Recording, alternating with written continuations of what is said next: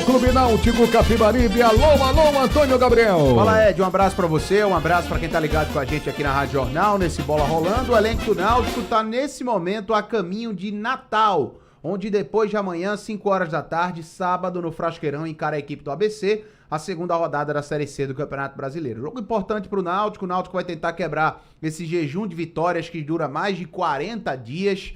A última vez que o Náutico venceu foi no dia 14 de março contra o Retrô. E a título São 8 até... jogos sem vitória, São né? 8 jogos. E a título até de curiosidade, a gente tava lá no CT hoje, o treinamento foi fechado, somente aqueles 15 minutinhos ali de aquecimento liberados pra imprensa.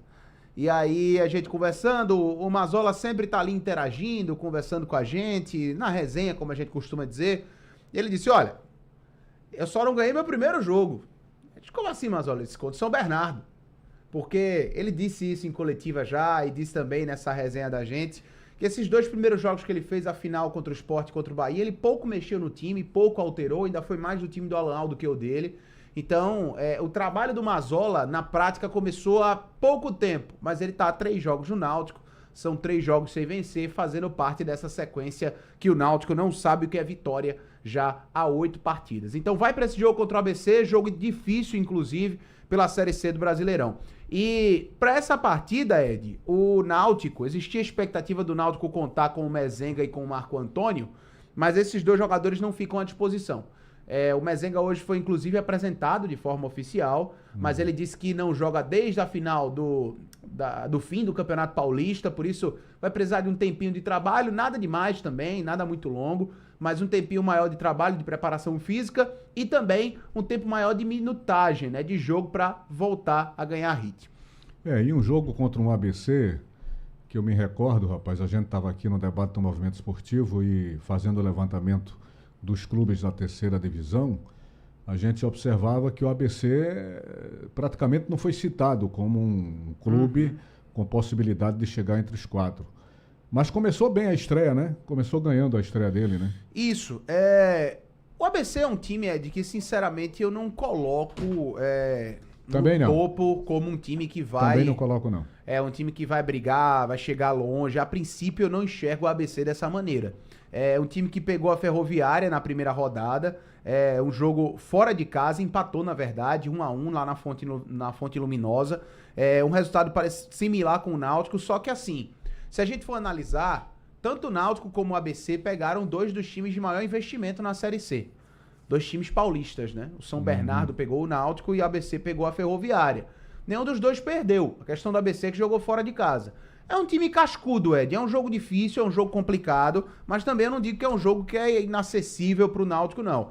A grande questão, Ed, é finalmente a gente ver evolução no Clube Náutico Capibaribe. A gente vê um jogo do Náutico que seja mais envolvente, um jogo do Náutico que seja mais produtivo no setor de ataque, um Náutico que de fato possa render dentro de campo, comece a render o que não rendeu ainda nessa temporada que 2024. Ele comece a ter pelo menos um pouco de credibilidade maior, porque a gente sente o torcedor do Náutico muito cabisbaixo, sem acreditar no time, sem acreditar no treinador.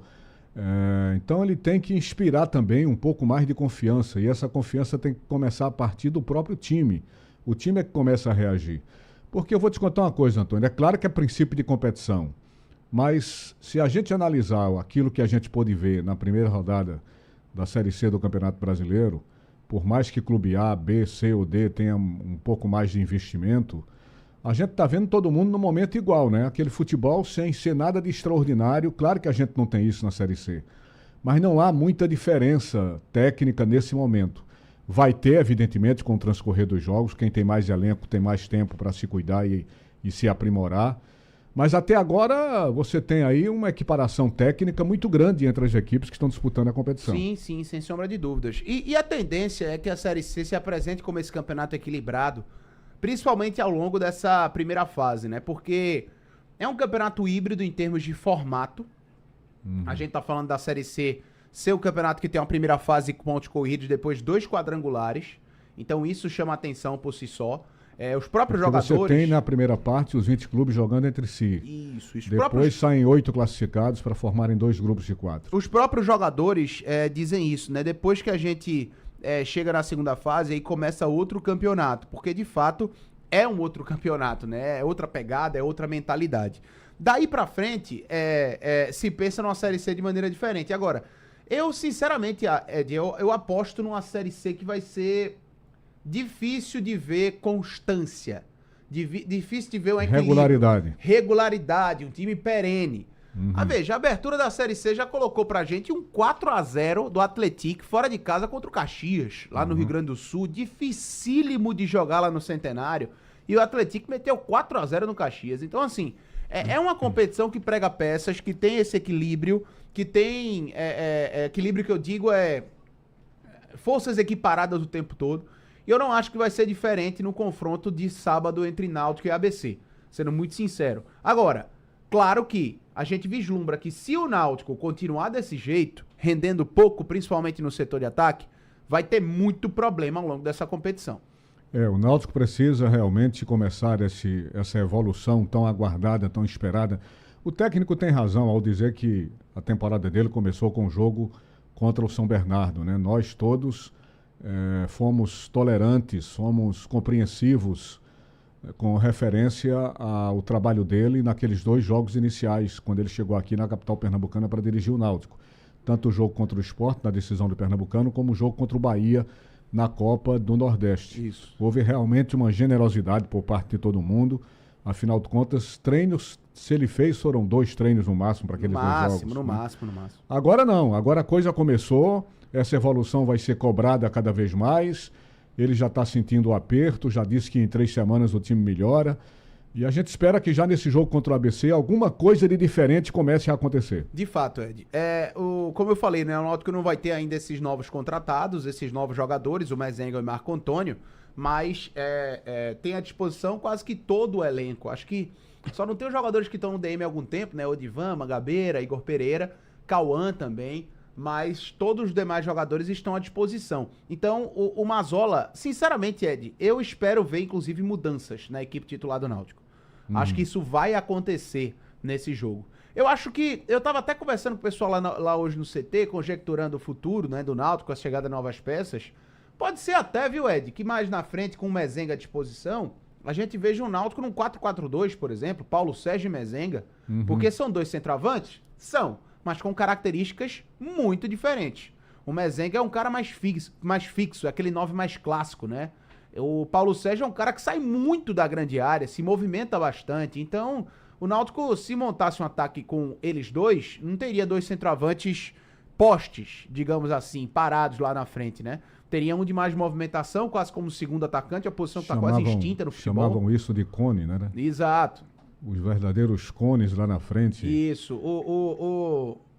A posição quase extinta no futebol de segundo atacante, mas pode ser que o Mazzola possa recuperar isso. Enfim, existem possibilidades à medida que esses novos contratados vão chegando. Mas isso é pro futuro, não é pro jogo de sábado contra o ABC, que o Mazzola vai contar com praticamente os mesmos jogadores à disposição. Ele tem que buscar alternativas, né? Seja lá como for, ele tem que buscar alternativas, tem que melhorar esse time do meio de campo para frente urgentemente, fazer esse time funcionar, ter o mínimo de criatividade, até porque ele não pode se preocupar muito agora com o sistema defensivo, porque é aquilo que a gente tem observado o tempo todo aqui. O sistema defensivo do Náutico, de qualquer maneira, vai dando para o gasto. Foi um pequeno legado deixado lá pelo Alan Al. Agora, do meio para frente, a gente quer ver esse time jogar com um mínimo de criatividade. Então ele tem que buscar, seja qual for a alternativa, tem que buscar uma melhoria grande para esse time começar a funcionar. Falar nisso em contratação, Antônio, essas rescisões contratuais, por exemplo, de Rai Vanegas, do Júlio César, já foram concretizadas? A informação que eu tenho é que do Vanegas ainda não. Ainda não, o Náutico está negociando. Ainda não, o Náutico está negociando essa rescisão contratual. É aquilo que a gente conversa, né, Ed? Assim, rescindir contrato é caro. Não é fácil, não é fácil. É caro. Porque se o jogador bater o pé naquilo que ele quer, pelo pé, né, como se fala popularmente, dá uma bronca para você concretizar isso. Dá uma bronca. Inclusive, se falou até de que o Vanegas teria pedido cerca de R$180 mil para rescindir o contrato. Então, é um valor que o Náutico não tem à disposição. Sendo muito sincero, o Náutico não tem à disposição. É por isso também que se trata, com tanta cautela, a situação, por exemplo, do Evandro e do Marco Júnior, que são 2 jogadores que estão fora dos planos, mas seguem trabalhando com o elenco. O Náutico está buscando um empréstimo para eles, porque é a melhor maneira de... O Rai Vanegas e o o Júlio César Não, não continuam estão mais treinando? aqui. Não estão mais com o grupo. Não estão mais com o grupo. Então esses jogadores ficam à disposição, mas assim, já se sabe que eles estão fora dos planos, né? Porque o Náutico sabe também que se sentar para negociar a rescisão vai gastar com esses atletas. E a melhor maneira é tentar se desfazer deles sem gastar dinheiro. Então, um empréstimo, por exemplo, seria o mundo ideal para o Náutico em relação a esses atletas que estão saindo. Mas, enfim, uma situação que o Timbu está tentando resolver para o restante dessa temporada. Já que o Mezenga foi apresentado hoje, a gente falou sobre essa questão de ataque. Vamos escutar o Mezenga, nosso convidado, falando sobre as características dele e essa disputa que ele vai ter com o Paulo Sérgio no ataque. Sim, eu acho que não é só como é que eu posso dizer, uma carência, né? Eu acho que no futebol brasileiro em todo é bem difícil achar o 9 à moda antiga, né? Aquele centroavante de área, né? Mais definidor. Hoje a gente tem o Paulo, um excelente jogador, já trabalhei com o Paulo Sérgio lá na base do Flamengo, né? Já conheço. E dispensa comentários, mas é um centroavante que não é o 9 assim de ofício, né? O Paulo gosta mais de sair, ter mais contato com a bola, e eu acho que eu não levo como um peso, né? Como uma cobrança, é o que eu falo, né? Eu acho que ali dentro de campo a gente tenta fazer o nosso melhor, eu acho que é o que eu amo fazer, que é jogar futebol, então não levo isso como uma pressão, né? Eu acho que eu trato isso também como uma oportunidade. Tá, então, Bruno Mezenga, ele que já atuou, como ele disse aí na participação, com o Paulo Sérgio na base do Flamengo e já atuou também com o Patrick Alain no Água Santa. O Água Santa de São Paulo, que foi vice-campeão paulista na temporada passada, perdendo a final pro Palmeiras, tinha Bruno Mezenga como artilheiro e o Patrick Alain como meia. Então, pelo menos entrosamento com essas peças de ataque ele já tem. Muito bem. Agora, a gente está observando aí, Antônio, uma mobilização, ao que me parece, e você pode retratar isso melhor, de alguns dirigentes, novamente buscando colaborações para melhorar aí uma arrecadação financeira para o Clube Náutico Capibaribe. Eu vi até o envolvimento do André Campos nisso. Esse negócio está pegando de forma célere mesmo, para valer, ou é apenas especulação? De sendo muito sincero, essas arrecadações e esse grupo de pessoas que ajudam o Náutico... Isso nunca deixou de acontecer, Nunca deixou de existir. Esse era o ponto que eu ia colocar, sabe? Nunca deixou de existir. Eu acho que no momento que o Náutico se encontra já há 2 temporadas, existe uma comoção maior para se ajudar, né? Numa Série C de brasileiro, agora com a recuperação judicial como uma realidade, sem o contrato do Grupo Mateus. Então, assim, tudo isso acaba sendo uma comoção maior para se ajudar o Náutico. Agora, esses grandes alvirrubros sempre estiveram presentes. Quem vive o dia a dia no Náutico, com quem a gente tem a oportunidade de conversar, quem tem um pouquinho de conhecimento dos bastidores, sabe o quanto que esses caras são presentes, o quanto que essas figuras participam do dia a dia, o quanto que os presidentes recentes do Náutico dialogam e muito com esses grandes alvirrubros, mostram os planos, enfim, buscam receitas, tudo isso acontece com muita frequência. Então não só o André, mas tem tantos outros nomes, né? O Américo Pereira, o próprio João Carlos Paz Mendonça, enfim, gente que faz parte desse dia a dia do Náutico, que publicamente, não publicamente eles colocando, mas todo mundo sabe que eles fazem parte do dia a dia, que eles colaboram de alguma maneira. Inclusive, ainda na esperança de conquista de campeonato estadual, eu me lembro que foi divulgada uma relação de colaboradores. Uma premiação gigantesca. 200 mil, né? Isso. E você via ali como tem colaboradores ousados, rapaz, em valores financeiros, né? Colaborações de 10 mil reais, era uma festa. Isso. Você tem até de 1.000, de 200, mas tinha colaboradores ali pagando 10 mil reais para uma premiação que poderia acontecer para a equipe do Clube Náutico Capibaribe. Olha, é importante lembrar que esses caras estão sempre chegando junto.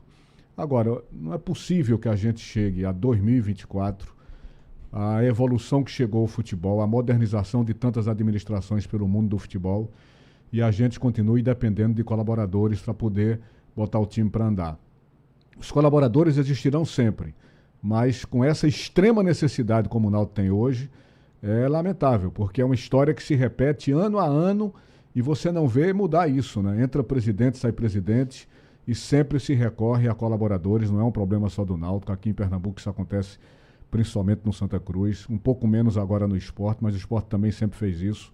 Enfim, recorre-se sempre a esse tipo de colaboração quando os clubes poderiam ter uma vida própria para se reorganizar, para se reinventar e para buscar novas receitas, o que não está acontecendo no momento.